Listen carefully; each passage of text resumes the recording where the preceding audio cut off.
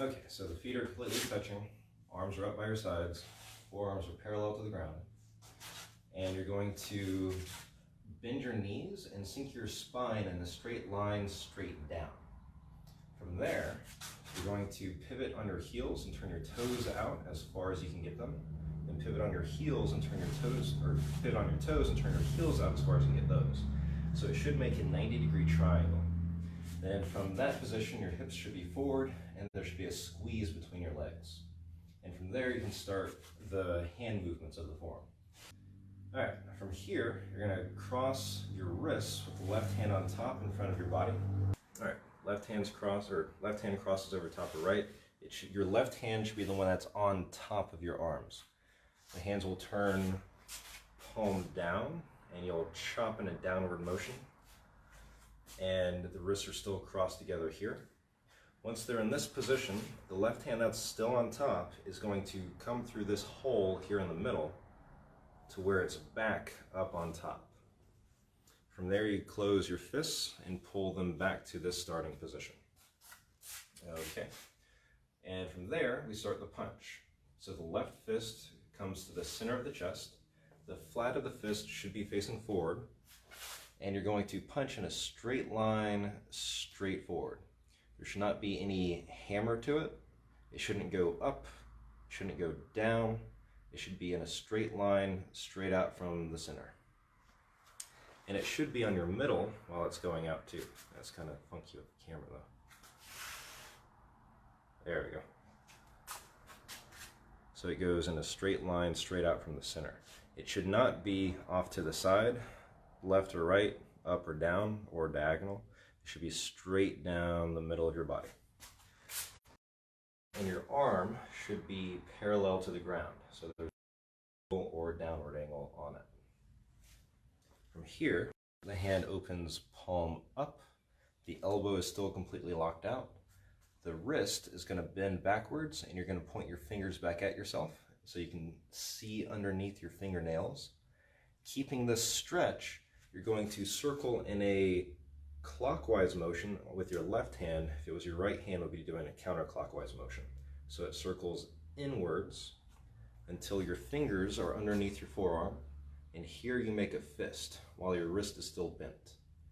And from there, you continue the circle all the way around into a horizontal fist. And then it's going to turn and come back. Then you do the same thing on the right side. Right fist comes in the center of the chest, punches in a straight line, straight forward until your elbow is completely locked out. Hand goes flat, palm up. Bend the wrist, point your fingers back at yourself. You should make kind of a square shape with your fingers and your forearm here. And then you're going to circle your right hand counterclockwise until it makes a fist here while your fingers are underneath your forearm. Your wrist is still bent, getting a good stretch in the top part of your forearm. It's building the muscles on the bottom side. And then it's going to continue the circle all the way around into a horizontal fist. And then it turns palm up while the fist is still closed, and you pull back. And that's usually where you end the form on the first class, but since you guys already know the whole thing, we'll keep going. See, we only have one guy watching now. The left hand is going to open, and it's going to push the tons out in the center of your body. So your forearm should be perpendicular to your shoulders. And from there, the hand is flat, and there should not be a downward angle or an upward angle to it. It should be flat like you're holding a book or a tray. And from there, you bend the wrist, and it's similar to this Chun here. Now I have Dane watching, good. It's going to circle down until it can't go anymore. And then the fingers are going to open up on the center. And the fingertips should be at the height of your nose while your hand is out here. And it's going to pull back in a downward direction to your chin. Cool. Once you're in this position, your hand is about a fist distance from your chest. Relax the hand. The wrist is bent and the wrist stays on the center the whole time. I pull my fingers back towards my body and I press forward with my futsal. The bones in the back of the hand should be parallel to the ground while you're pushing forward. And I pull my elbow to the center while I push this forward. The elbow is about a fist distance from the body. And I circle the hand down and opens up with the fingers to the nose, comes back down to the chin, and then we do that again. We do this relaxed motion 3 times. So this will be number 2, pushes out, rolls up, comes back, and number 3, pushes out, rolls up, and we got Randy. Cool.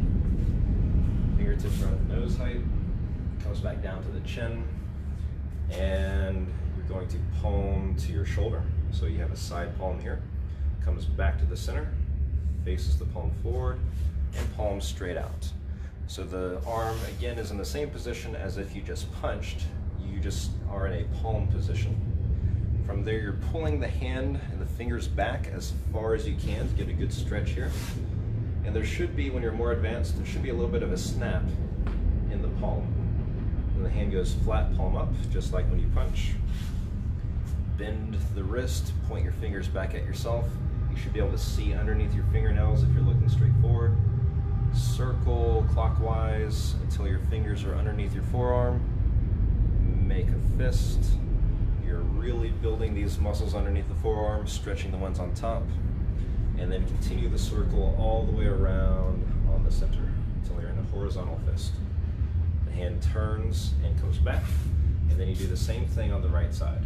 So the right hand opens, pushes the tons out to the center, and the elbow should hug the body the whole time you're pushing forward until the elbow is a fist distance from your body.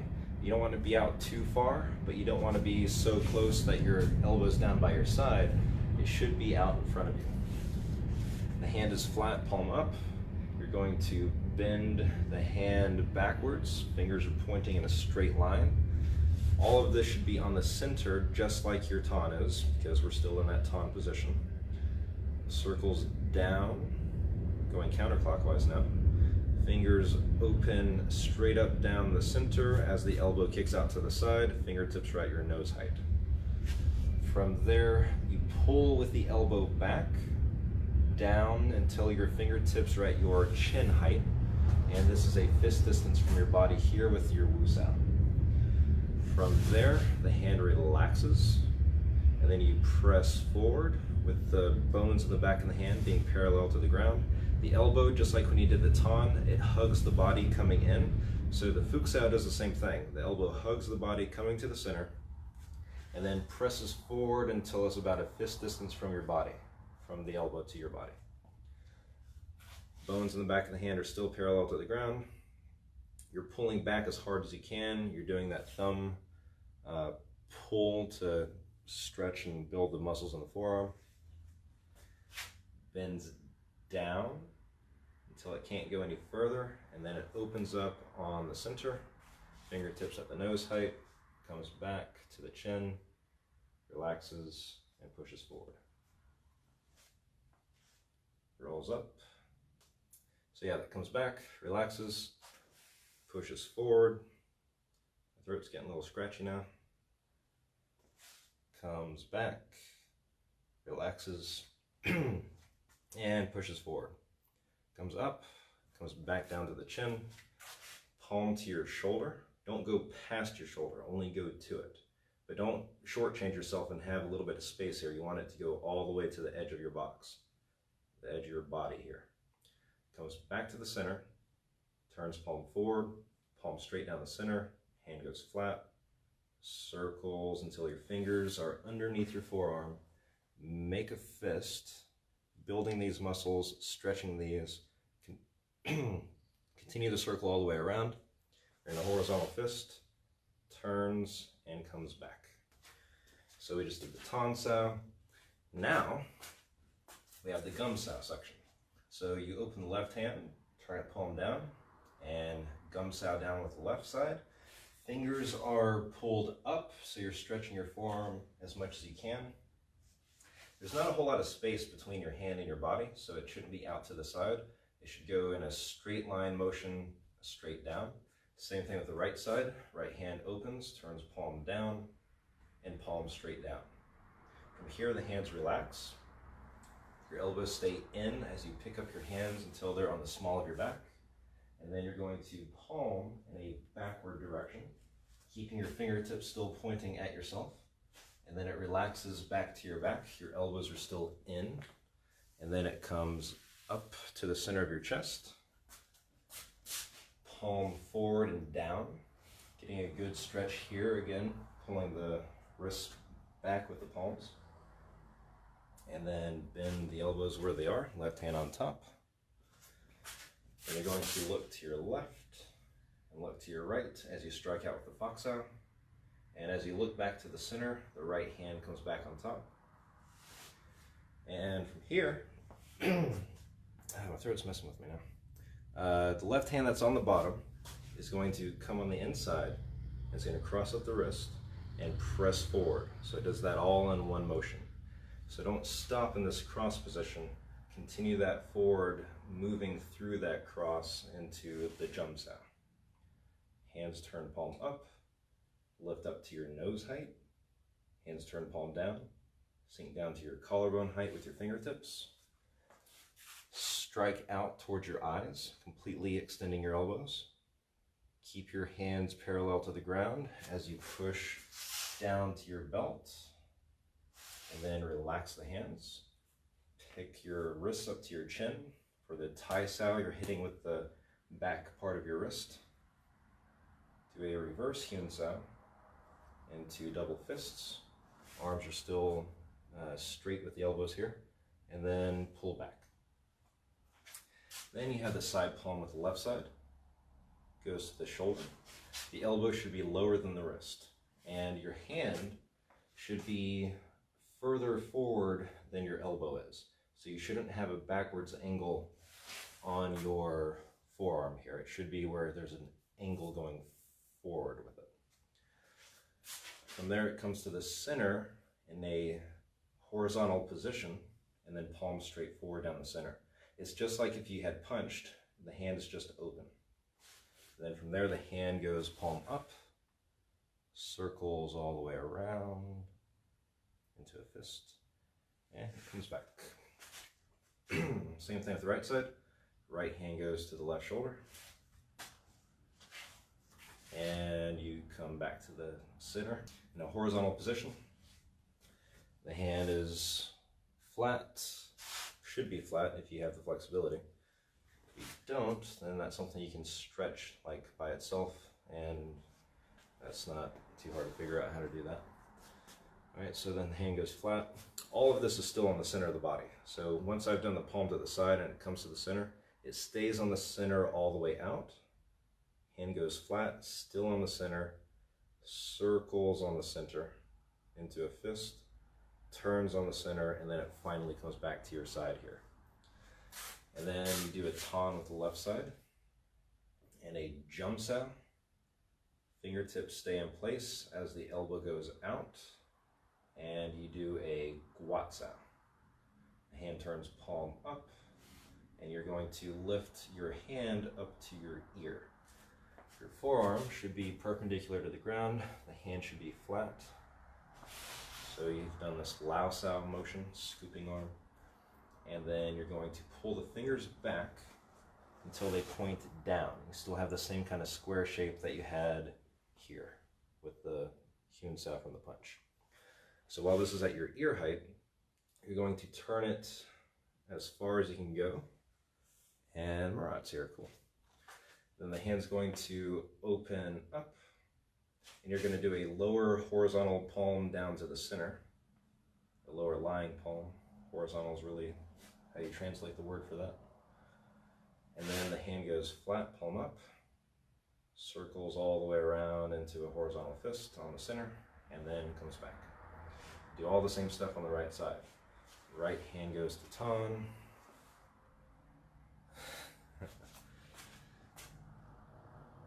Hand is the Chum in the center. Elbow goes out to the side as you do the guat sao. Hand turns palm up, lift up to your ear. And then you're going to bend fingers down, circle around until it can't circle anymore. So it looks kind of like a crane or a bird. And then it's going to open, and the palm is going to go straight down to the center. So just like everything else in the form, when we do any kind of strike, you want to push with the elbow to make the motion happen. It's a little difficult to do that with this motion because your elbow's kind of high, but you're still trying to do the same thing. So the wrist is going to lead the palm, but you want the elbow to get behind it to snap the palm out there down the center. And then the hand goes flat, circles, and comes back. All right, now we got the bong sao. So the left hand is going to open and turn palm down, and you're going to press your elbow forward at the same time you twist the wrist. So you shouldn't have your elbow go out to the side and in when you do this. Your elbow should stay in this line on your shoulder line through that whole motion. And the wrist and the forearm should be all in one line together, so there shouldn't be any kind of bend to this. There shouldn't be any flex going up or even down with it. It should just be a straight line. So that opens, turns, and it's on the center. The wrist, the spiky part of your wrist, is on your center line. The elbow is in line with the shoulder, and this should be horizontal, parallel to the ground. Awesome. There's a downward slope to the forearm, about a 45-degree angle, and you're going to keep your wrist on the center and rotate the hand until the elbow is down underneath the wrist and you're in tan sao. So this should be the same position as you were at the beginning of the form when you do all of this stuff.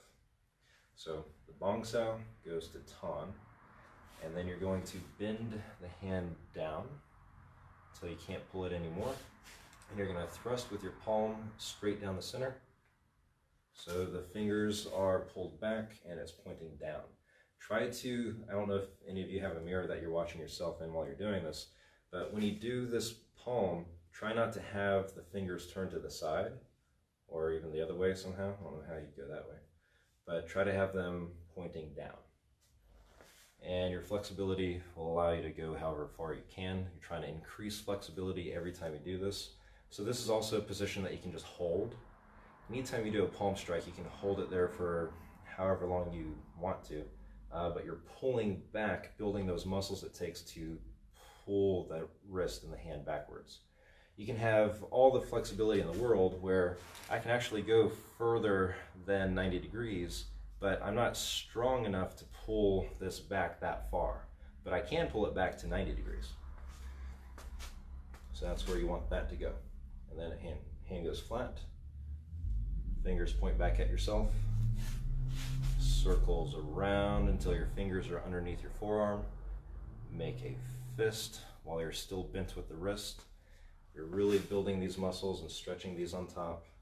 And then from there, continue to circle the rest of the way around onto the center.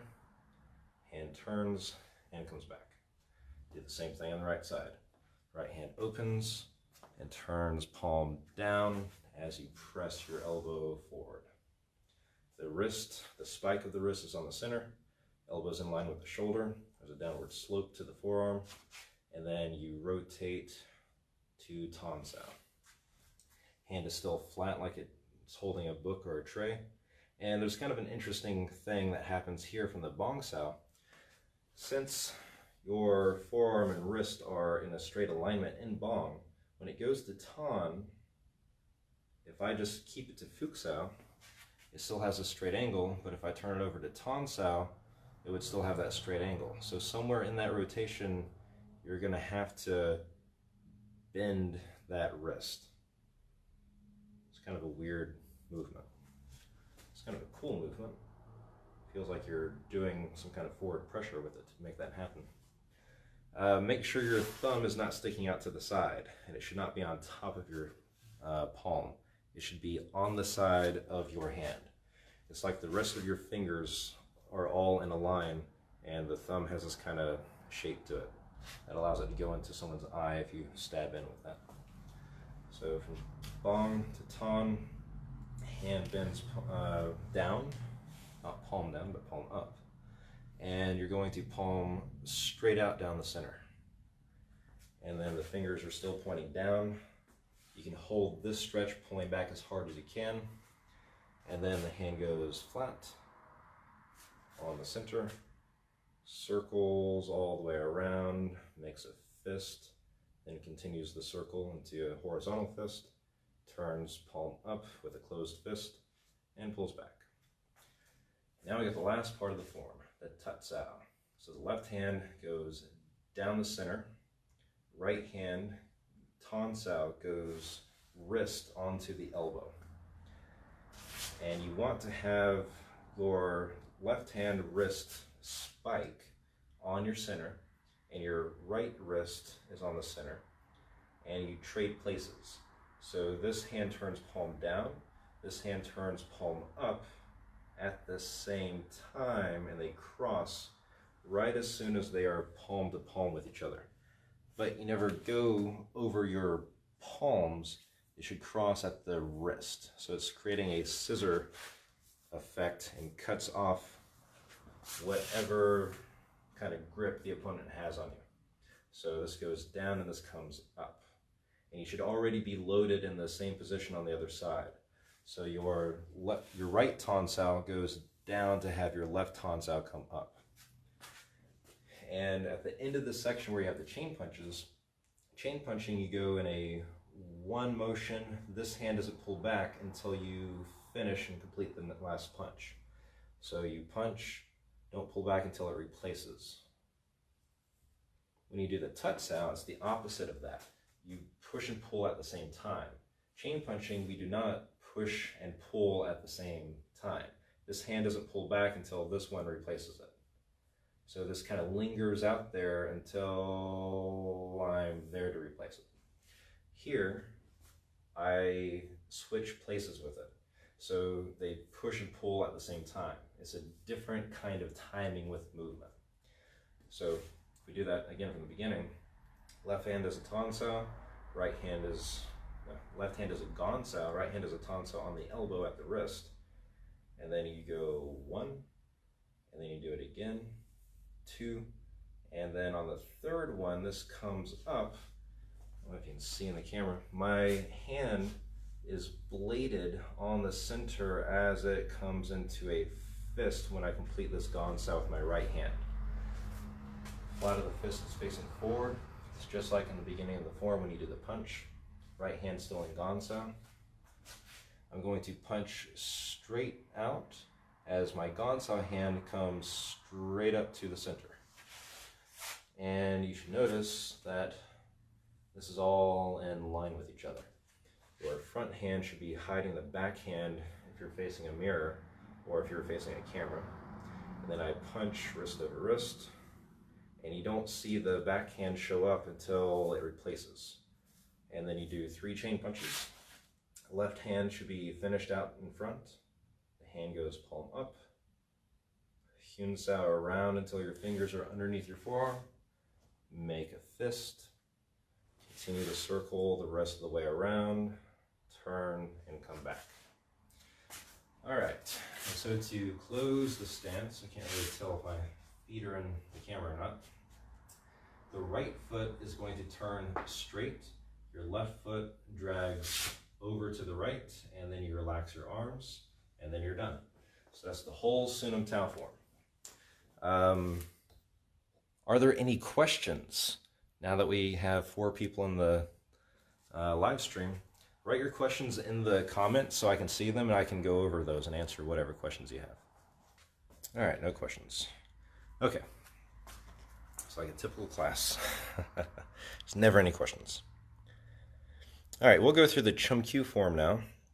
And for any of you guys that have not learned it yet, well, you can try it and see if you can pick it up. It's quite a bit different than Sinum Tao. The timing is a different kind of pace. There's different concepts that you're learning here. The form starts out kind of the same way, but in a different kind of pacing and timing. So I'll try to get where you can see my whole body. All right, so if I am on a line, when you open your stance in Sinum Tao, your hands come up first, and then you bend your knees, toes out, heels out, hips forward, leg squeeze. So that's Sinum Tao, everybody knows that.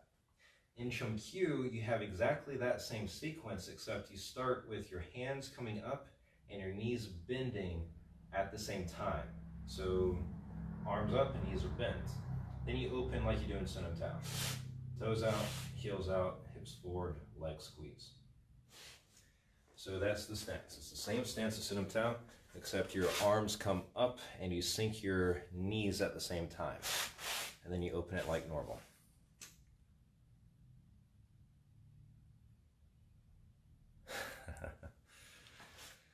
All right, so the next piece with the hands is almost the same as Sinum Tao also.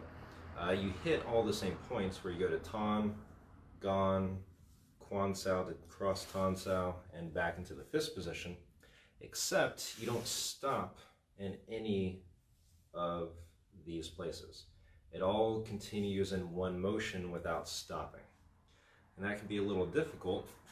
So if this is something brand new to you, you can try a few repetitions of this. And it doesn't matter how fast you go. It's not about speed. It looks faster when we do it because we're not stopping, as opposed to 1, 2, 3, 4. It just continues. The moment you've gotten to the position where your wrists cross, it continues down. The moment you've finished that motion, it's continuing up. The moment it's gotten back to Tan Sao, it's already back to this position. So there's no stoppage at all in Chum Q. It comes back to here all in one motion. You have to already have 1, 2, 3, 4 down so you can make it smooth all the way through. Flow comes from sequence. So you have 1, 2, 3, 4. If you don't have that sequence, you don't have anything to flow from and to get to this back position. You could just do that and be really sloppy with it, but you're not getting the benefit of each particular piece of that part of the form. So make sure that you do hit all these spots just without stopping. So it's kind of like the same pace as Sinum Tao, where you go 1, 2, 3, and 4, except 1, 2, 3, 4. It's got that kind of pace to it. It's the same speed as Sinum Tao. I guess the pace is a smooth thing. It's hard to use English to explain that.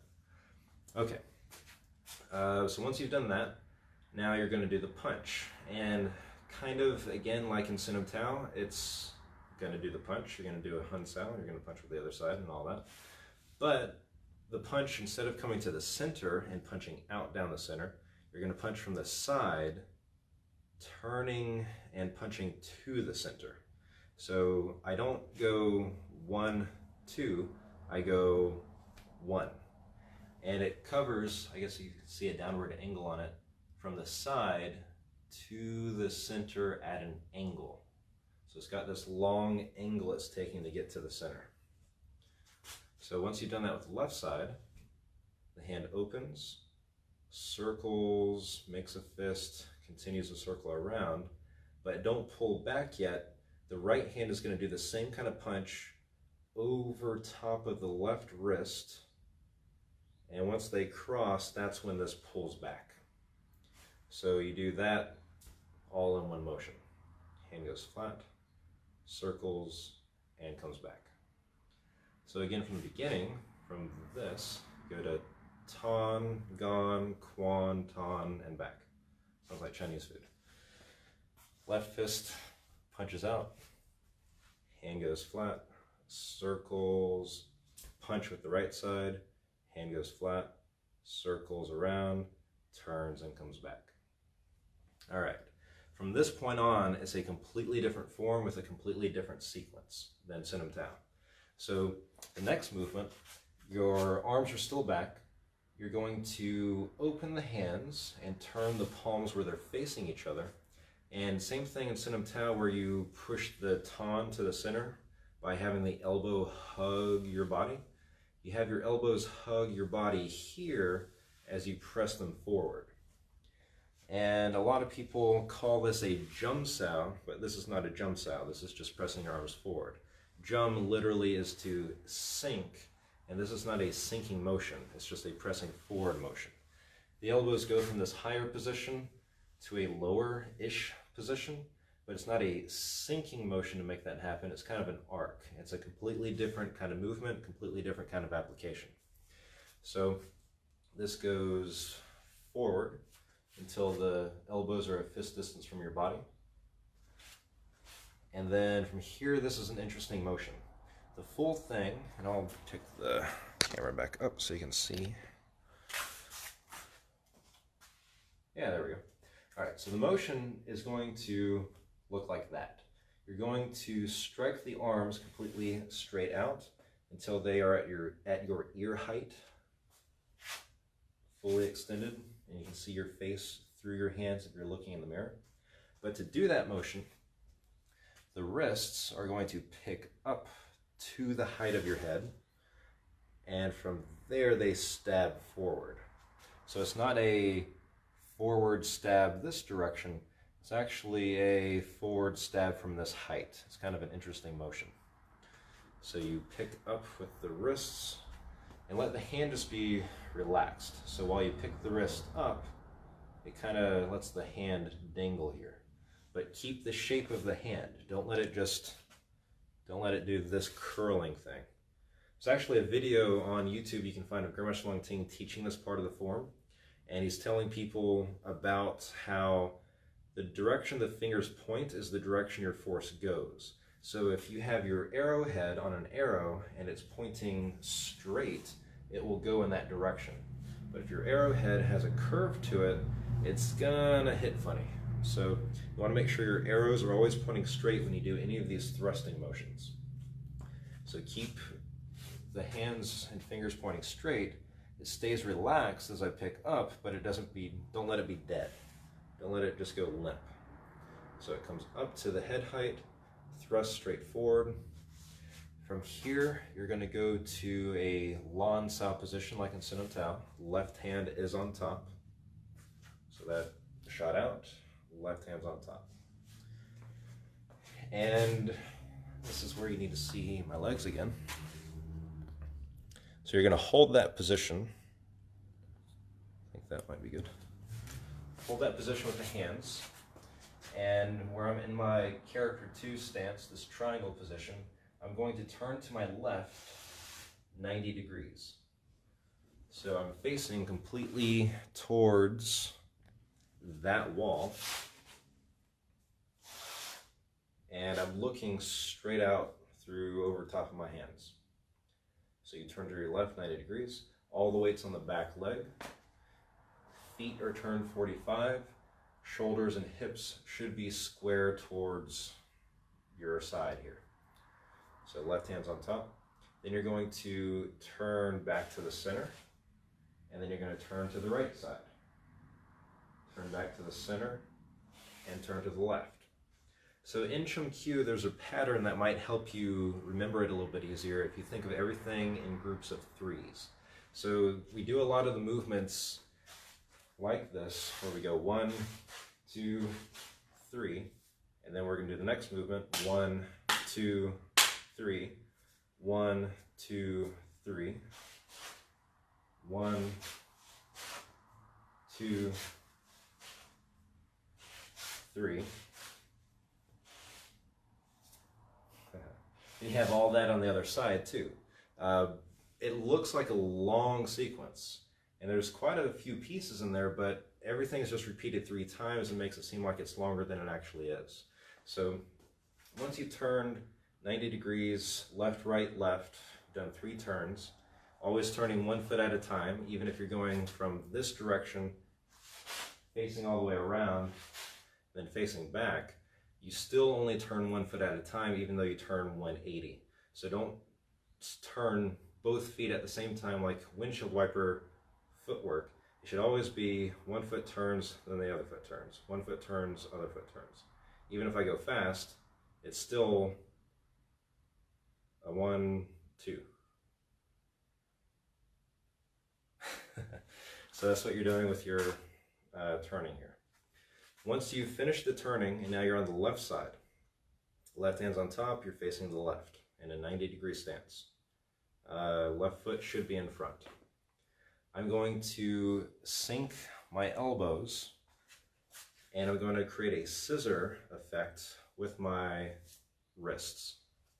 So this is the same position in Chun where you do the Chum sao, tok sao, jut sao. And the jut sao position is where we are now. So left hand on top, bring the elbows down and together, crossing your hands at the wrist so they cut. Fingertips are at your collarbone height. And then from here, you're going to take your left hand, and turn it palm up. Right hand goes over the top of your forearm, and you're going to lift with your ton sao. You're going to pak with your fuk sao. So there's a lifting, sinking motion at the same time.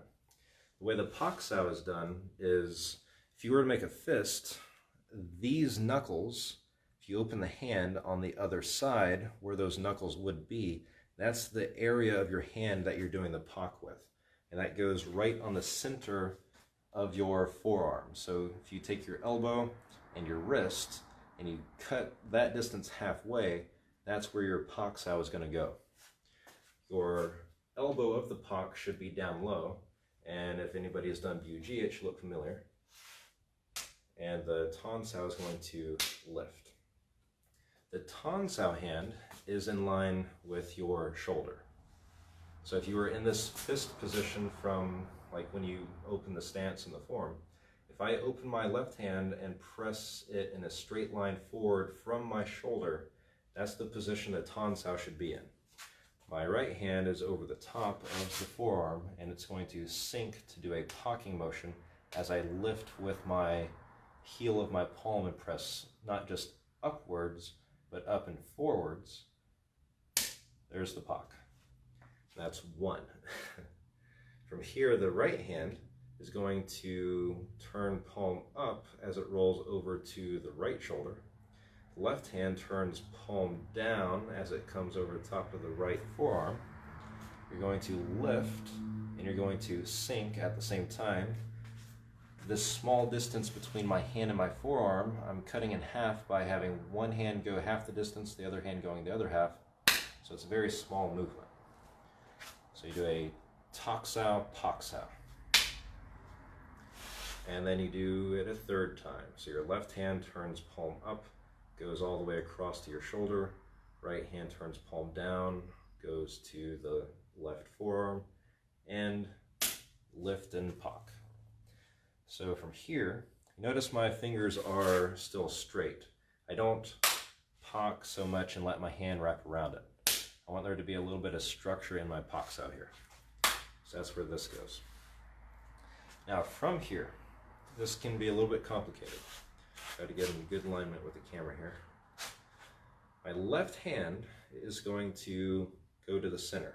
So it's like I'm in the mon sao position when you're in this mon sao wu sao pre-fighting posture. So left hand goes to mon sao. The right hand that's on the forearm is going to, from this position, palm down the center. And the left hand is going to do an outside pak to my elbow.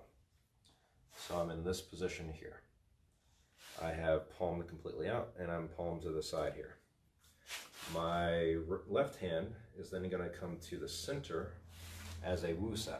So I did an outside pak with my palm, come to wu sao. Now I'm going to do the same thing with my left side. My left side does the palm now down the center, and my right side does the outside pak. My right hand goes to wu sao in the center, and then I do one more outside pak with my left hand. the right hand does the palm strike. And that might take some practice to coordinate those movements. So you can do that as many times as you want, but in the form, you do it only 3 times. Bum, bum, bum, bum, bum. And notice when I pull my hand back, I bend my fingers so I don't compromise my wrist structure. It's kind of an interesting thing. Instead of letting this whole thing relax and then flop back up, I let only this relax so that comes up here. It's kind of hard to see when my hands are so perfect, right down the center. Just perfect positioning. That's what you want. You want to have it be right down the center. And then, so once you've done it 3 times, let's start from the beginning again. Left hand goes on the center, right hand does the palm down the center, and then the left hand's in the pak. Center wusao. 1 more time. So that's number 3 palm. 3 palms all together. So on the last one, with the left hand in the outside pak, the left hand, instead of coming to wusao the last time, you're going to pull it back into a fist position here. So you have the right hand in front and you're in this position. Left leg should still be in front because you're turned 90 degrees to your left. And if you're following along with me with this, depending on where your camera is, you may or may not be able to see me at the same time you're doing this. I just realized that. So from here, your right hand is going to go to Lan Sao. So it's just like in Sinam Tao, except it's just 1 arm now. And from there, you're going to turn to your center. So you're in the triangle stance now, the character 2 stance. And then you're going to turn to your right 90 degrees. So I'm facing the same direction towards the camera, but now my right leg is in front. So you can see what I'm doing with my hands. I know this gets really complicated. Maybe I should do this whole thing facing the camera. So, yeah, we're here. So if I've done this motion, and I go 1, 2, 3, 1, 2, 3, 1, 2, 3. From this last palm strike, when I pulled this fist back, I go to Lan Sao, turn to the center, and turn to my right 90 degrees. From this position, I open my left hand and I push to this cross Tan Sao position again. So this should be just like in Sinam Tao. When you do this, you're going to open your left hand and it's going to make contact on your, it's hard to get a good angle here, on your forearm, and your left hand pushes your right hand mechanically, like gears, into the Tan Sao position. So don't just lay it on top, open and press forward. So where the elbow at the Lan Sao is kind of high, it's not in this low position like we normally are from any of these movements that we're doing, it's up here. When I push it to Tan, the elbow sinks down. So now you have this position. Left hand is still on top here. From this position, your right hand that's on the bottom is going to go to Bong Sao. So that rolls forward, the elbow comes up to the shoulder as your wrist turns and faces out with the palm of your hand.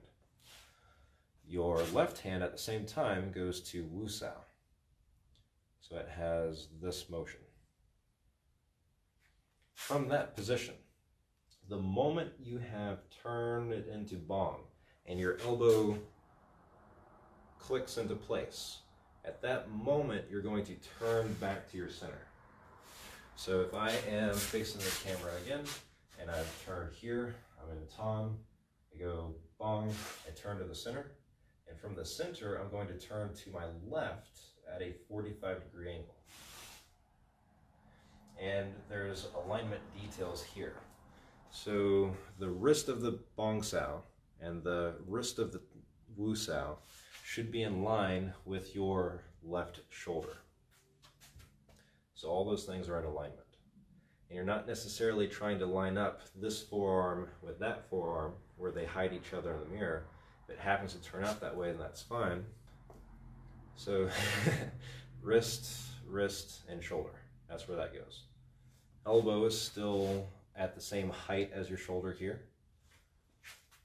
And your left Wu Sao should be halfway between this wrist and this shoulder. So don't have your Wu Sao up here towards your hand, and don't have it back here at your shoulder. Have it halfway in between those two positions. So I go from here, was in the center, and now I turn to my left 45 degrees. And from that position, I'm going to go back to where I was. We do 3 Bong Saos all together. So that was number 1. To go back, my Wu Sao pulls back to a fist.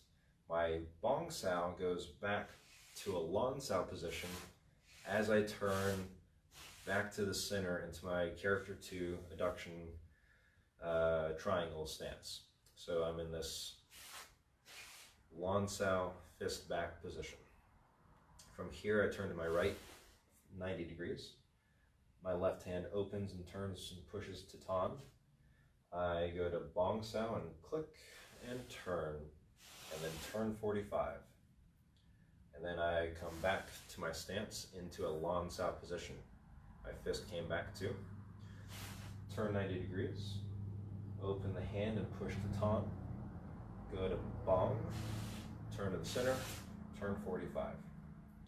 And then, since I was the number 3, the third Bong Sao, the number 3rd Bong Sao, I pull it back one last time to Lan Sao, turn 90 degrees to my right, and I'm going to place my left fist into the center of my chest. That sounds painful. So it's just like in Sinim Tao, where you do the punch in the center and punch out. It's in the same place, except your Lan Sao's in front of it. So you're going to punch to your nose with your bottom knuckle of your fist. So I punch, this still pushes to Tan Sao when I do that. And it pushes to Tan Sao and comes all the way back into a fist here. And I punch high at my nose height with my bottom knuckle of my left hand. So that should all happen in one motion. And right now my fist is hiding the view of the camera from my vision. I can't see through my hand. It should be the same thing if you're looking in the mirror. You should be hiding your face from your face if you're looking at a mirror. From there, it's going to, so 90 degrees I punched. From there you turn back to the center and you're in a Lan Sao position here, and you're going to continue into a Fox Sao. And you're going to look at the Fox Sao when you do it. So this arm should be all the way back in this fist position. This arm should be all the way out from the shoulder, and it should be very symmetrical. It should not be where you kind of got this being lazy, where you're in front of your body with it, and then you have this weird angle down with it, or up too high, where your hand's kind of just loose or whatever. It should be where, once I've done this punch, and I go to Lan Sao in the center, this should be a good position. And then the elbow is going to lead back to the center, and I go to Fuk Sao in the center. So my elbow is a fist distance from my body, my fingertips are at my collarbone height, and my arm is in the center of my chest. My right hand opens in Tan and goes to my elbow with the wrist. And I don't lay it on top. It should open and slide over the top. And then you're going to go down your arm, pinky across pinky. So they go beside each other. The hands stay open while you do that. And you pull this hand back into a fist. And this hand should extend all the way out, as if you were punching, except your hand is now open. So that's what that movement does. And this is called a Chun sao. Chun sao means piercing arms. An application for this is piercing through somebody's guard to reach and hit your target. So if they have their arms up, you're going right through it. So that's where that goes. Right on your center. Hand turns, palm up. Chun sao around, make a fist. Complete the circle. And back. So we finally finished one side. You do all of that on the right side too. So I won't go through all that explanation again, we'll just do it really smoothly all the way through. So, arms come to the body in the center. Chun sao here, this is also a Chun sao by the way. Hands at your ear height. Right hand now goes on top. So where you did the left side first, the left hand goes on top. When you do the right side, the right hand goes on top. You turn to your right 90 degrees, turn to your left, and then turn to your right. Double foot sao, pak, pak, pak. Outside pak, palm, palm, palm, and back into a fist. Lan sao as you come back. Turn left 90 degrees. Cross tong sao, bong, and turn. Cross tong, bong, and turn. Cross tong, bong, and turn. So there's 3 bong saos. Come back one last time to a long sao. Right fist in the center. Punch to your nose. Turn in the center with long sao. Fox sao out to the side and look at it with your eyes. Comes back into the center. Left hand ton on the elbow. Strikes out. Hand goes flat. Circles and comes back. Okay. That is the first third of the form.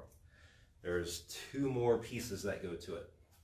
So when you do these parts, now you're going to do the first kick. So the left hand, should we get closer for it? Left hand is going to open and you're going to make this L shape with your hand. So your elbow is down and it should be right here at your shoulder.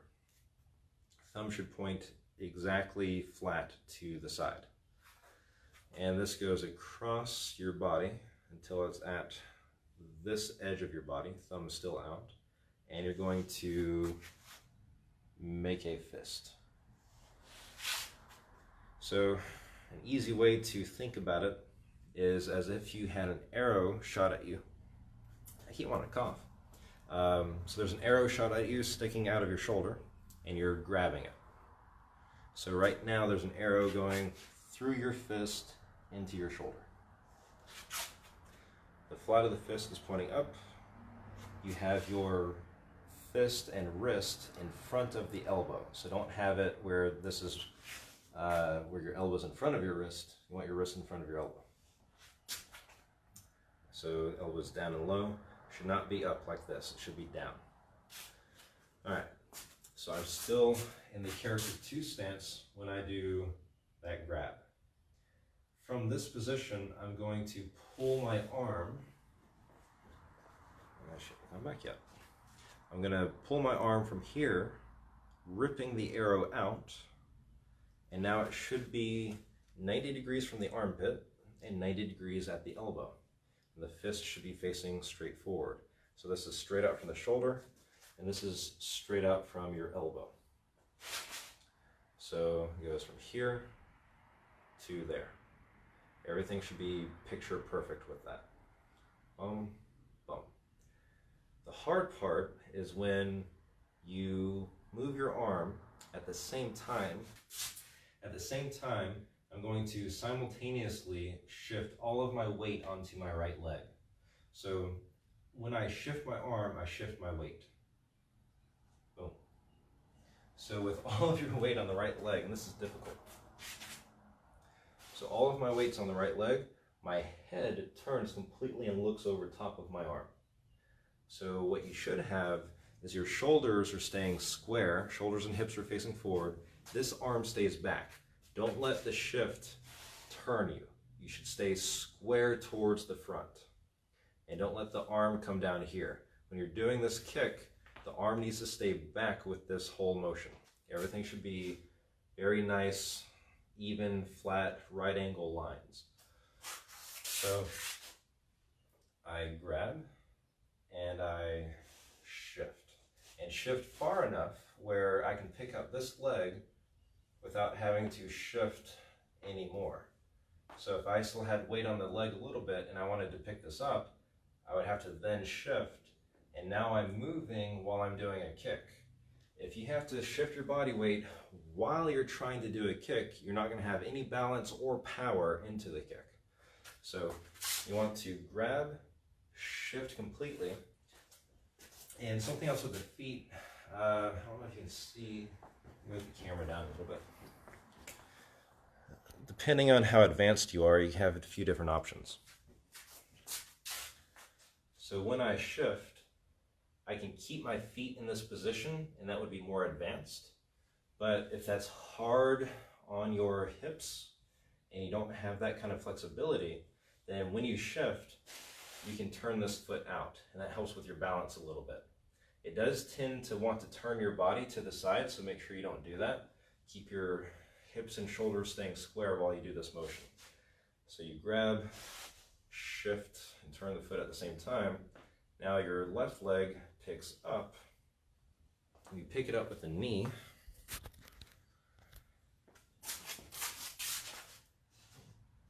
Pick it up with the knee, and you're going to do a side kick straight out from your side.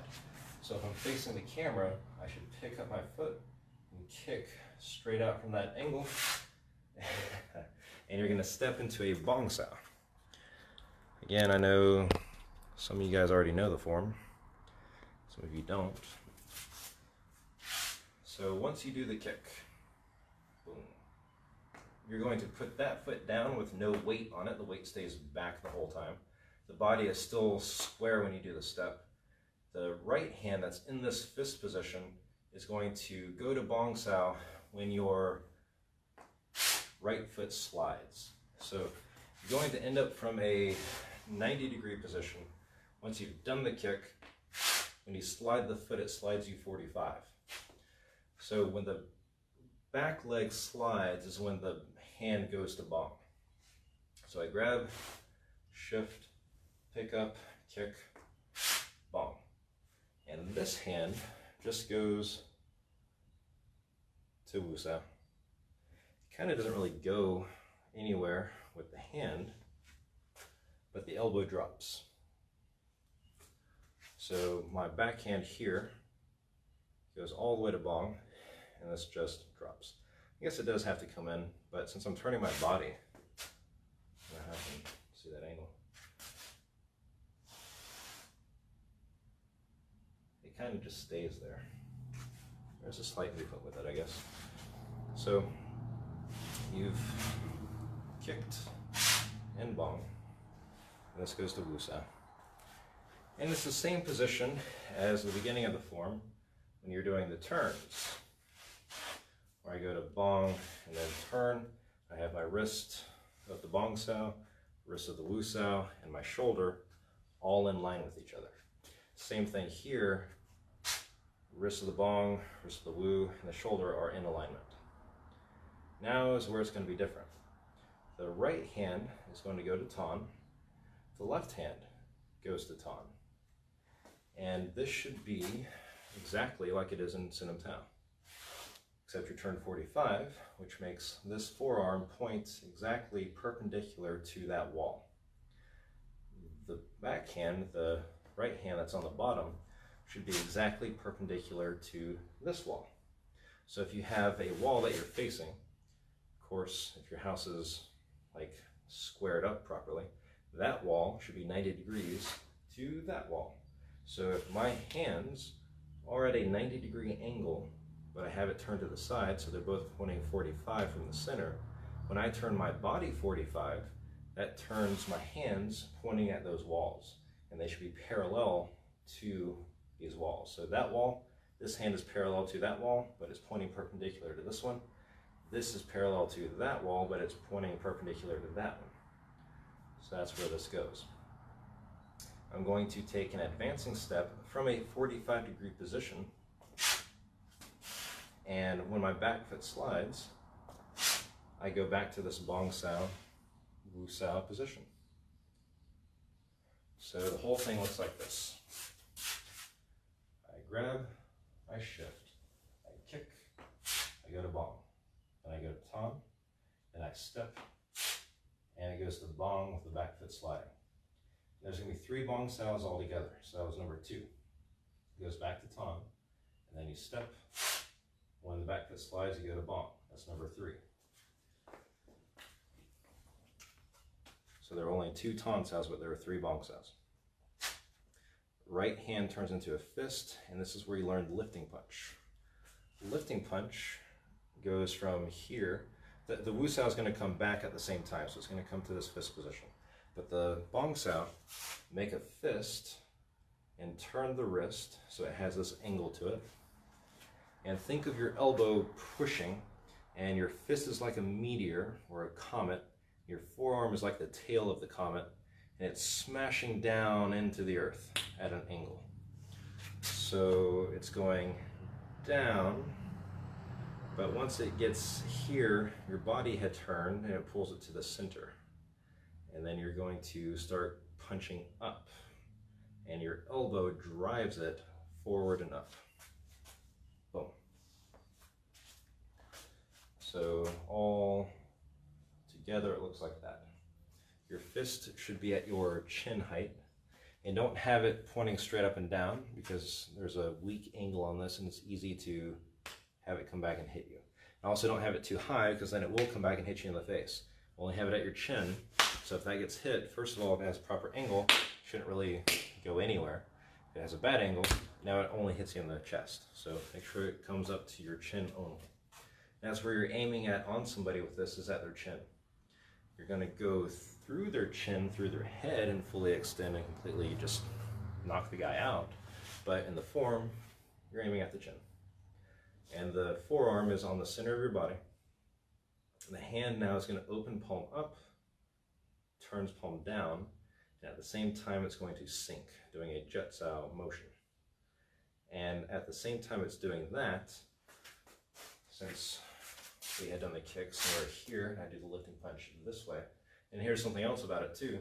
From here I'm 45 degrees to that wall. When I do the lifting punch, it turns me now 90 degrees. The feet don't change, but the upper body has this little bit of a torque in it.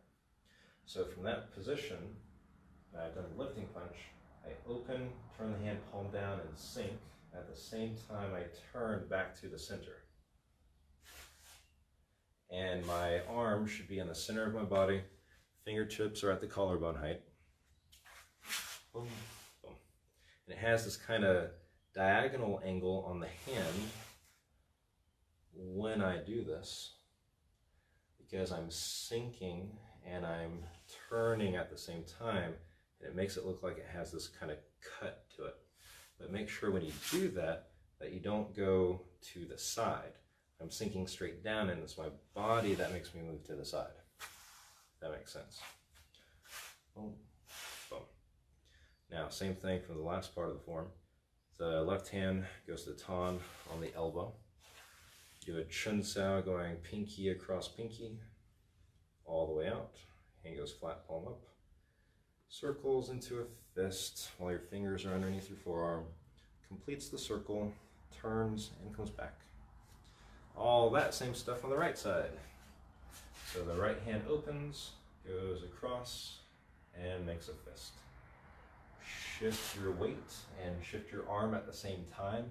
Turn your head completely to face the direction you're going to kick, and kick. And then bong with your step.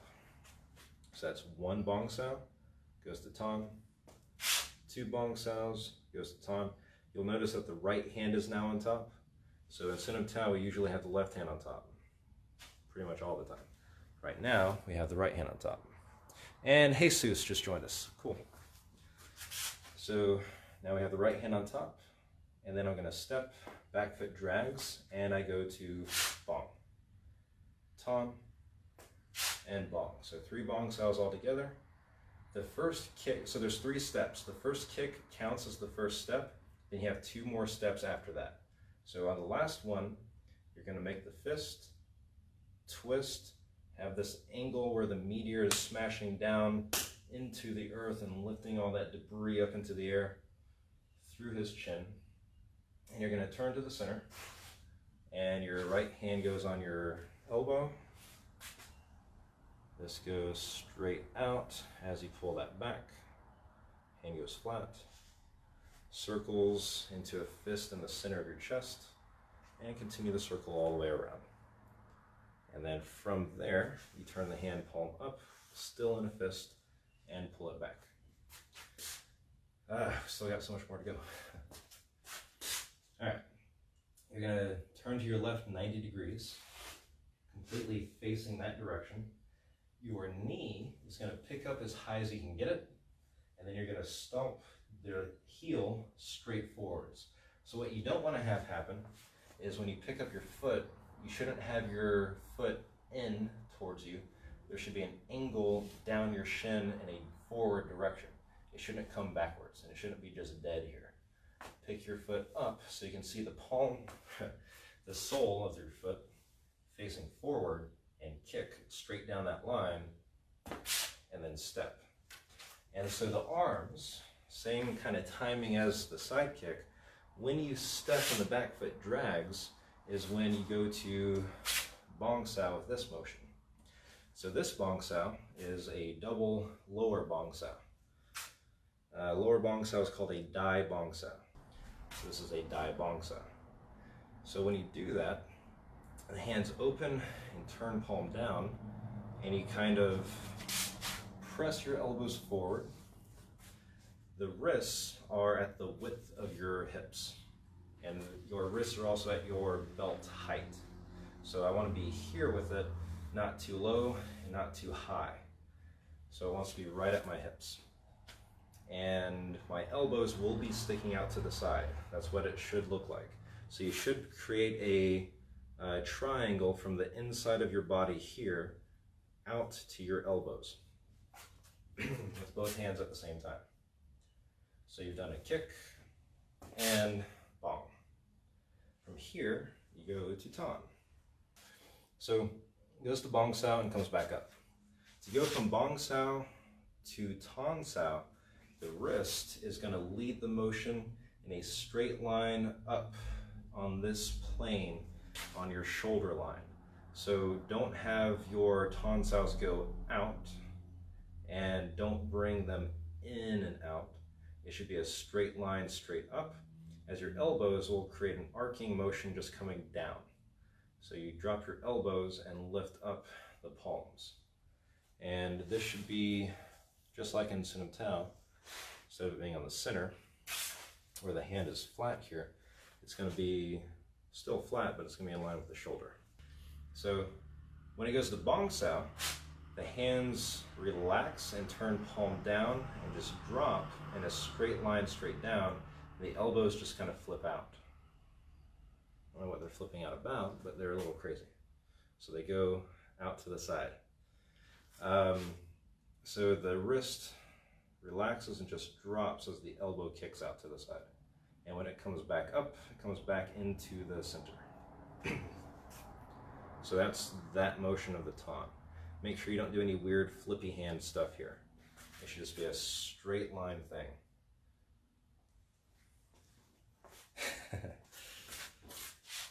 So that, yeah, that just drops straight down.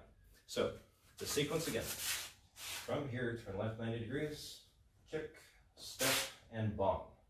Goes to tan. I take another step when my back foot slides, goes to bong. So I do 3 bongs. That's 2, back to tan, step and bong, so that's my 3rd bong. 3rd bong sao. Don't do drugs.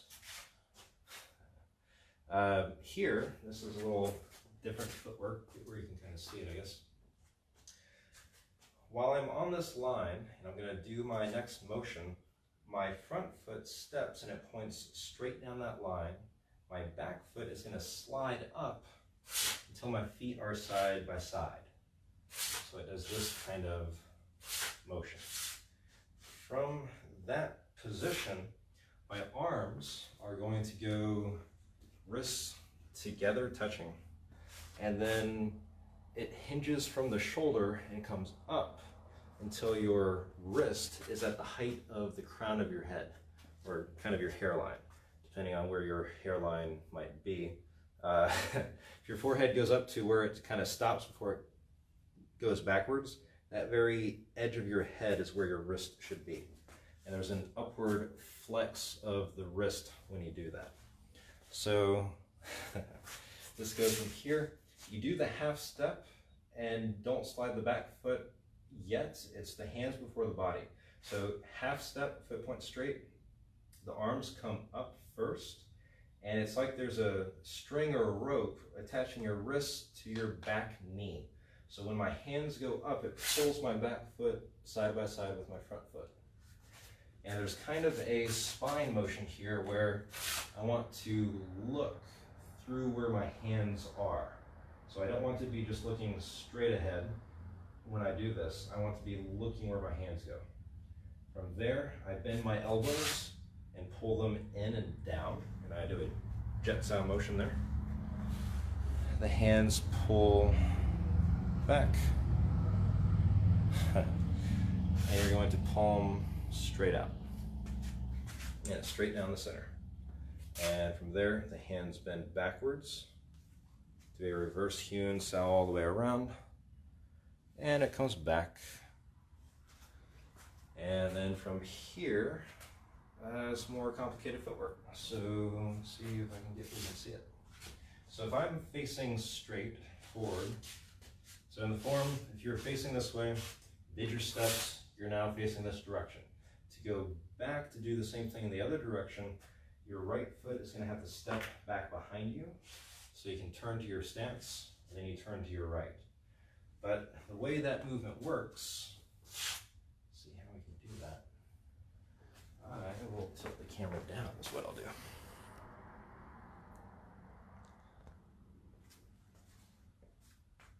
Yeah, great. Got a line here too.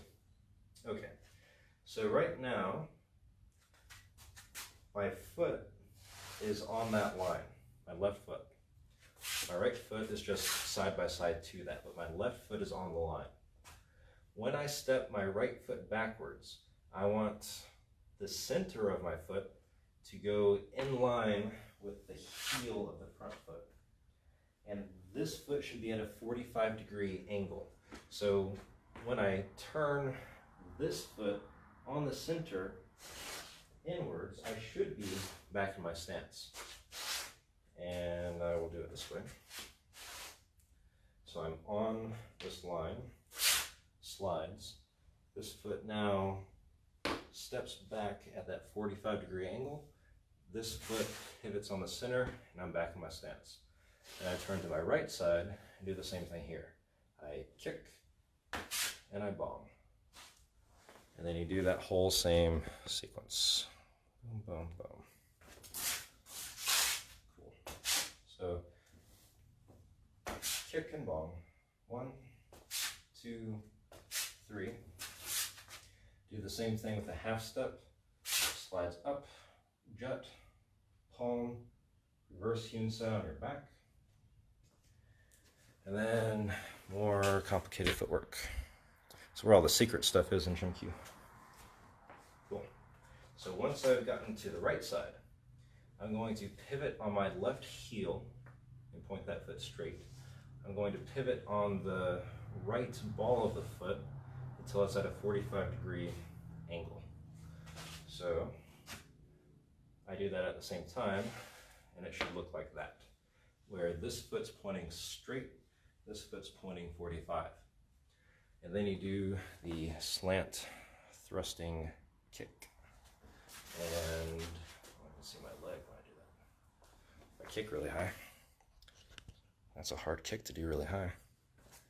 I saw a picture of a guy one time doing this kick, and his leg was up at that kind of angle. It was insane on how he did that.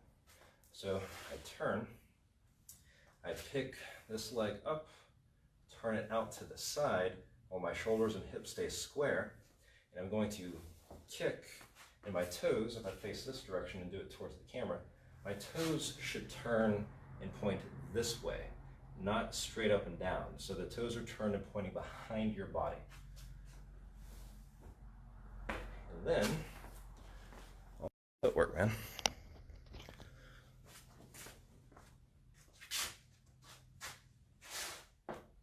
So when I do the kick, I turn it. When I do the kick, my toes are pointing this direction. When I land the foot, I turn it first before it lands on the ground. So in the past, we had been doing it like this, where we kick and the foot points straight. You can see it on the camera or not. And then from that position, we turn and slide. But we've since gotten a correction where you kick and you turn the foot back before it lands and just slide once you make contact on the ground. So that's how you do that. So if I'm here, blah, blah, blah, I turn, kick, and now you're here. As you are turning and shifting your weight onto your left leg, you should be 45 degrees. Your left hand does a gum sound. Your right hand does a woo sound. Then the right hand goes over the top, palming down. Left hand that's on the bottom comes up the center into a woo sound position. So if I'm facing the center, this is where it goes. And then I turn and I keep my hands in place. So my body is here, but I turn my body away from my hands. I don't want to go to the side with that kind of motion. I don't know, it's kind of hard for me to make it look bad. Hands first, and then your body also should add power into the arm. So when you turn, you want to get force of the turn to go into your hands. The woo sound should still be at your chin height with your fingertips. And then you do it again, coming to the center and turning. And this hand should be back here. So you do 3 of those gum sounds. You turn, you kick, go 1, 2, 3. This hand comes back into a fist. From here, this is a little complicated. The left fist, the left hand turns into a fist, elbow drops in, and your fist should be pointing forward. As soon as your hand gets pointing that direction, start turning into the center and punch towards your nose. So now this can come back up, because now we're kind of done with footwork, except just to turn 45 degrees. So this punch is at your nose. Your right hand goes over top of your left wrist, not your fist, but your wrist. And then you push down with the gum sow. And about the moment the hand gets to the height it should be when your arm's back is when you pull it back, and this gum sow continues. So it goes there, still a little bit too high. Let's move you there. Boom, there we go. Then same thing here. I make a fist, turn it towards the center. Once it's in line, it's like a string is attached from my elbow to my knee. So I launch my elbow forward. My stance turning back to the center pushes power into my punch. Same thing here. Left hand goes over top of the wrist, pushes down, power going into the gum set from the stance, and then turn to the center. On this last one, my right fist will come to the center too at the same time. So my left hand's high, my right hand's just in the center. I'm going to punch underneath with my right hand, still thrusting, pushing with the elbow, as my left hand comes back to the center. I jut, keeping my elbow sinking down on a plane here. It's kind of like, it's a different kind of bell. If you've ever been to Arby's where they have one of those bells that you can ring, if you imagine you grab onto the rope of that bell and you're going to yank it off the wall by sinking your elbow down. And since your arm is attached to your fist, when you sink your elbow, it kind of pulls your fist back, even though you can't, don't pull it towards you. But it's gonna have to happen that way. Things are just attached. Nothing I can do about that. So it sinks down, punch left fist over the right fist, right over left, and left over right. 3 chain punches. Hand goes flat, circles, back. Close the stance the same way, right foot points straight, left leg drags over, relax your arms, and you finish Chum Q. Awesome.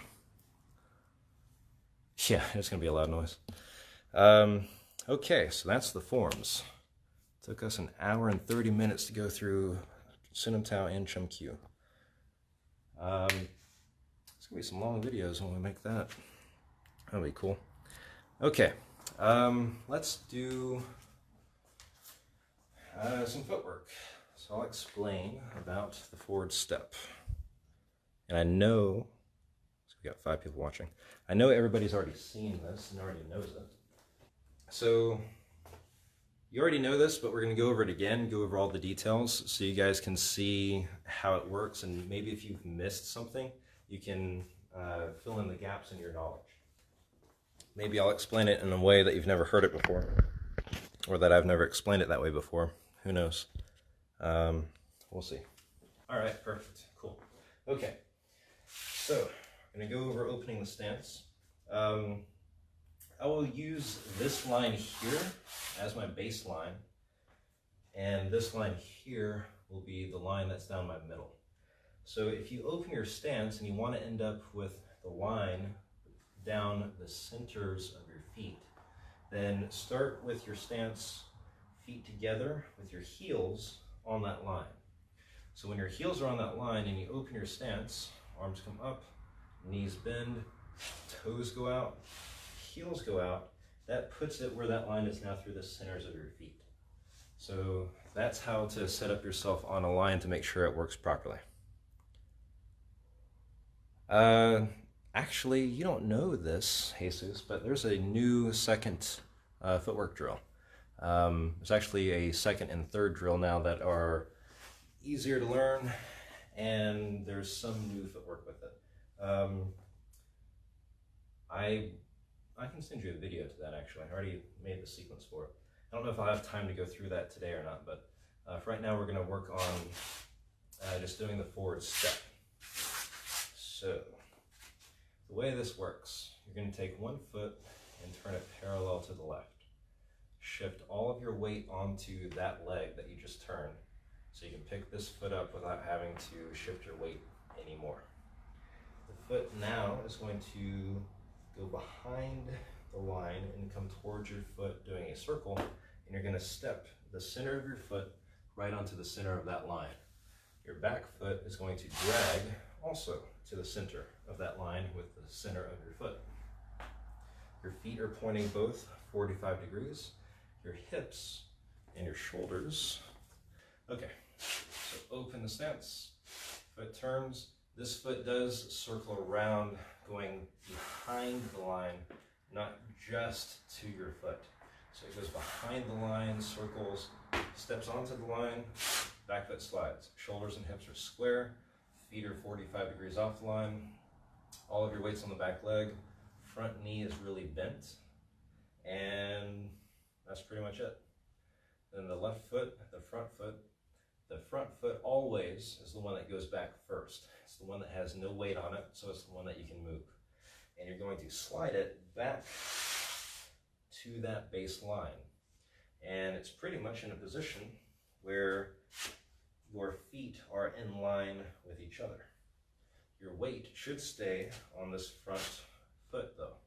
So I don't want to fall back onto that leg when I do the step and I go back. I want to keep my weight on the front leg while this foot goes backwards.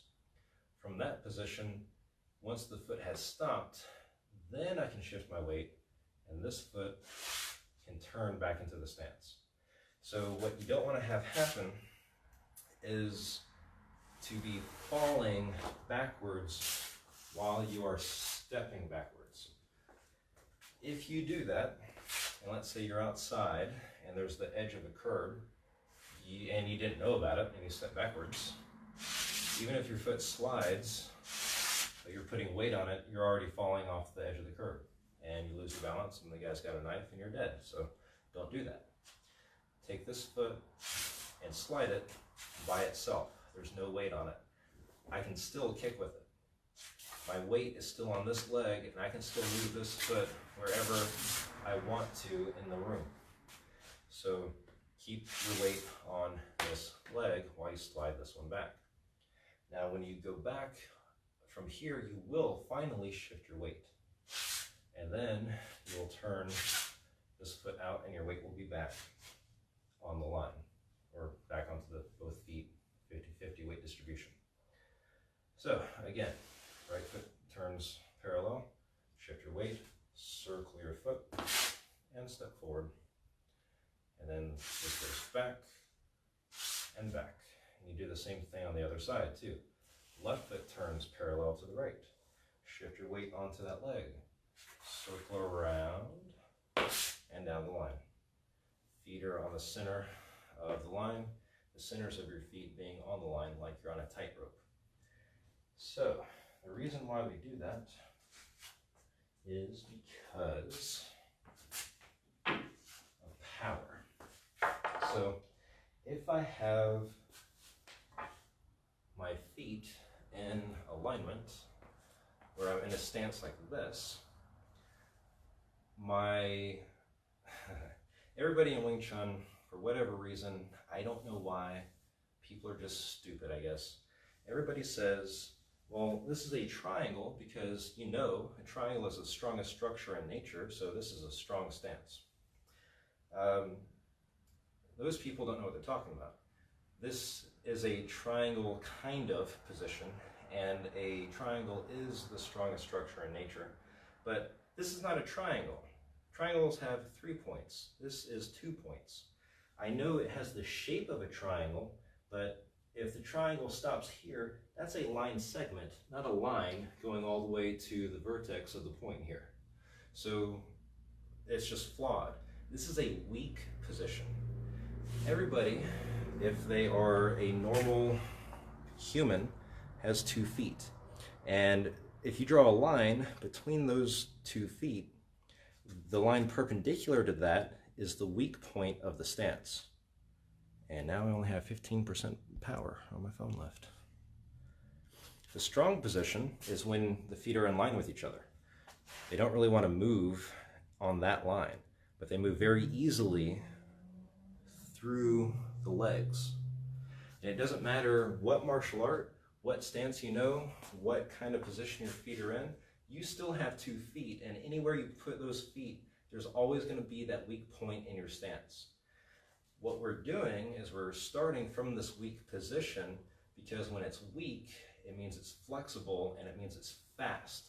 It means it's able to be moved easily through that position, and you can shoot out really quickly. That's why we want to start from there. If we started from an alignment like this, it's already strong and it's hard to go through that resistance at any kind of speed. So if I had this kind of position and I want to step forward, I'm going to have to either go around this leg, since it's on the line already, and we already know circular movements are slower than straight line movements. So we start from this position so we can go down that line.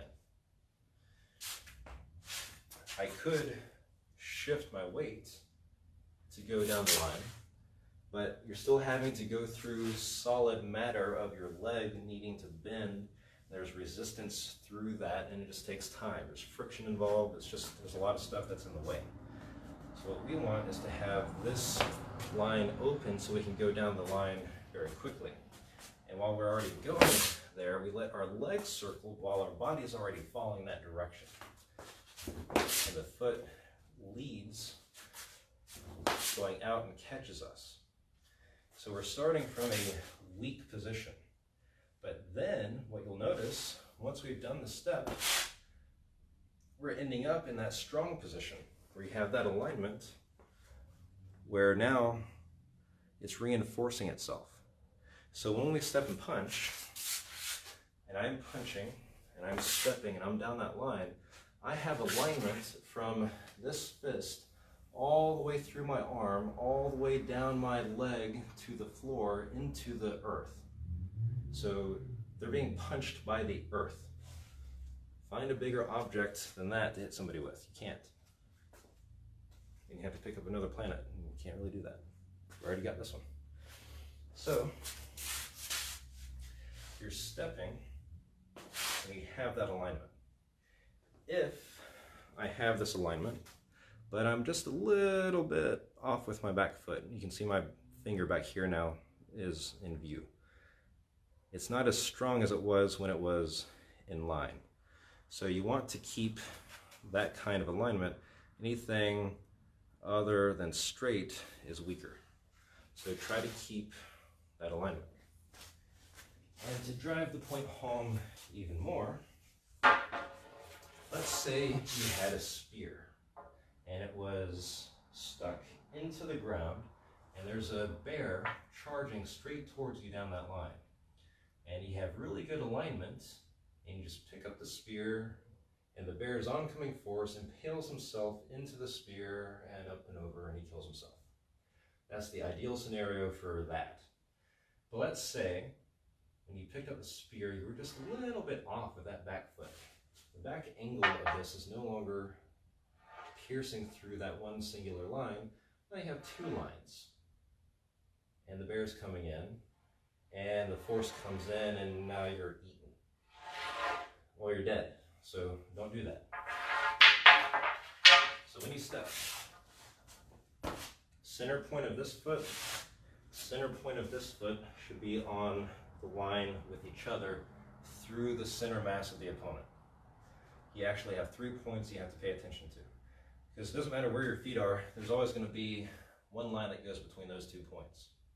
But if you have a third point, you need to make sure that line steps to go through them, through the point of their body.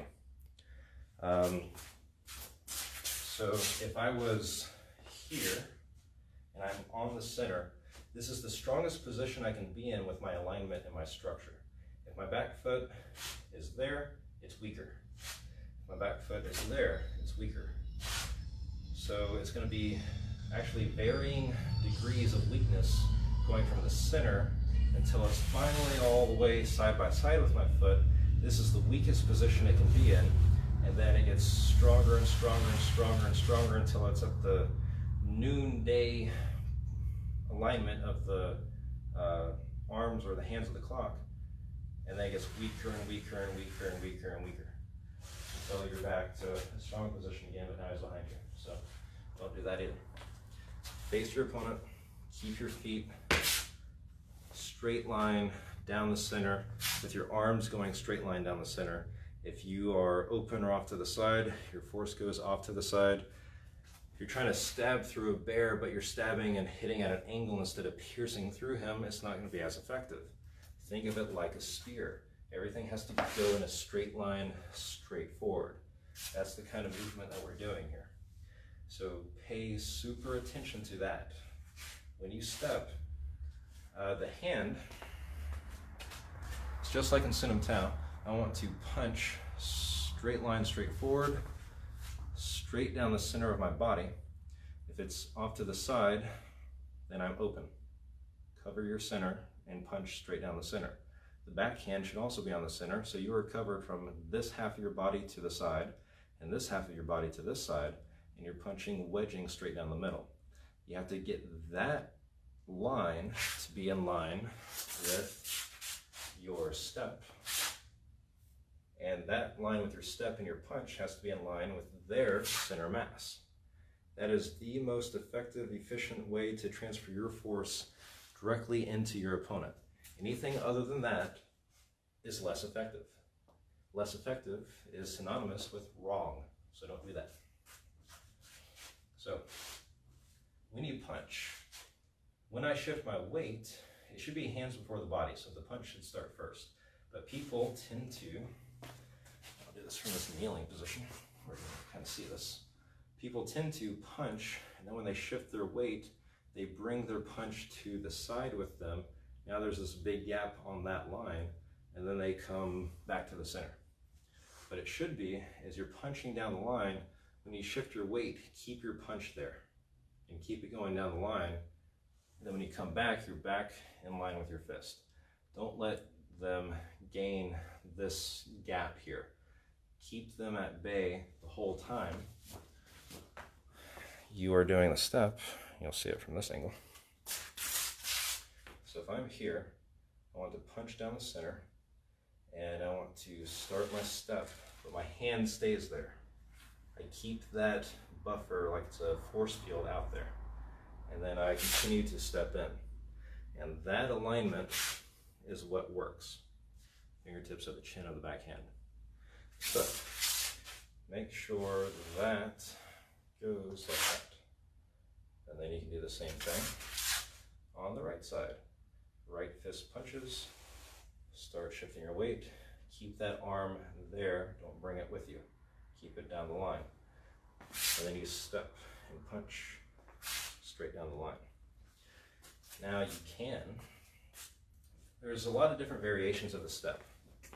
This is one of them, like for a beginner, to be able to do it without falling while they're going in slow motion. So you can do this in slow motion while you step. But if you want to go faster, what you really want to do is have your knees bend and kind of point your knees to a third point out in front of you. And let gravity kind of make you fall forward while you still circle your leg. So it looks kind of like that. When you do that, you're still punching and you're still going straight down the line.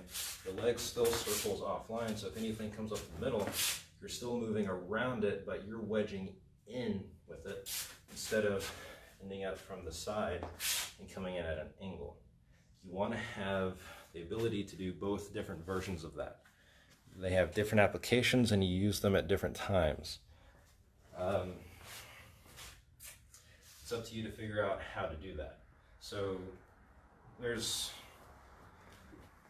when you do more repetitions of it, you'll start to feel when maybe sometimes you need to get offline a little bit more. Sometimes you don't have time, so you just go straight in. So when you feel like he's kind of a bigger person and you can't just force your way down that line, then yeah, you might need to shift offline to protect yourself, and you might want to keep going that way. Or even this way, because that's where the door is and I want to run away. Can't really run away through a mirror. So, but if I want to go straight and I know that I can just wedge through whatever he has, because you're advanced enough and you're good enough and you've practiced enough that you know your alignment and your movement can handle that situation, that's what you do. You go straight down that line, the legs still circle. The problem with this is, for you guys that know the detail, wait for the opponent to get on one foot before you go. Because now I'm on one foot and I can't stop until that foot hits the floor. So I don't want to really be in that position where I'm stuck. I want to be in control the whole time. Because when I step this way, I can also pull it back. I can go whatever direction I want. I don't have to be committed to going forward. So when I step, I have options to put this leg wherever I want it in the room. But sometimes, if he has already broken the rule of don't get on one foot first, and he's already coming in, well, now you just go in, because it doesn't matter at that point. But for multiple opponents, that becomes a problem, because yeah, that guy's on one foot, so I can go in, but that guy's not. So to fight him, at the same time I fight this guy, you need to change what you're doing. That's a whole other topic. That's a whole other class. And we only have 5 minutes left of this one. In fact, how are we doing on battery power here? 6%. All right. So if it cuts out before we're done, that's why, because the battery is running low there. So circle the foot, alignment of the feet on the line, alignment of the hands also on the line. That's what you want. But don't think of it in terms of just one line. It's three-dimensional. You have a wedge coming forward, but the wedge tip has to be singularly lined towards the opponent. If he is coming straight towards you, towards your center mass, you have to go towards him down the center to wedge that out. If I'm off to the side, I'm going to be wedged out and he's going to get me instead. So make sure that you keep your wedge facing him. So I'm punching, yes, straight line with my fist, but my fist is attached to the rest of my arm, which is attached to my shoulder. So when I punch all the way out, the alignment actually goes to my shoulder. And now we're at 5% and the screen went dark. And I know that it's still running because I can see it. So that's what you want. You want to go straight down the line, but you still have all this covering that whole half of your body. And that's important. What your goal here is, especially for you guys that know Chum means to seek the bridge, or bridge seeking. Q is bridge, so yeah, seek bridge. I want to establish contact with him. Part of how I do that is when he's attacking me and I'm attacking him, I make him have to cross over top of my arm, which makes me make contact with him, and now my Chisao skill can take care of that situation based on what he does. If he goes underneath my arms, I also make contact with that, and if he continues to do something from there, I can also feel that. So I'm going straight down the line. If he's going to defend me, he's either going to have to make contact or get out of the way. If I was close enough where I could step in and punch him, he shouldn't be able to get out of the way of my punch, and if he comes back too far, he gets kicked now, because he went from punching range to kicking range. So whatever scenario this is, you have it covered. It doesn't matter what he knows, what he does, who he's trained with, how fast he is, doesn't matter anything about him or his training. I don't care. I don't know him. I go straight. I can't train for every possible different martial arts technique out there. I can only train against different directions of force and pressure and make sure that my center is covered. If I do that, it doesn't matter what he does, he has to get here to hurt me. But if I have that covered, he can't do that. If he can't touch you, he can't hurt you. And if he can't hurt you, he can't beat you. So that's what you're doing with this kind of motion. The arms take care of the waist up to the top of your head, and the legs take care of from the waist down to the bottoms of your feet. So whatever the target is, you're getting offline of all of that and using this to catch whatever leg's coming in, or you're just wedging him out. It just depends on what he does. But I have my whole body covered with my step and punch going in. That's what you do. You punch down the center, you have this whole line covered with protection as you move in. I know Lucas has already had a full class on that. That's where my throat got messed up in the first place. So this is the idea. You want to be covered. And if you pick up your knee and you use this like you have armor, and you have armor on the outside of your arm with your punch, and you move that forward, where is the hole for them to attack you? If they're coming to attack you here, but you can shield that whole position and move that shielded position in, there's not really a whole lot they have left to hit you with. So that's what you want. Alrighty.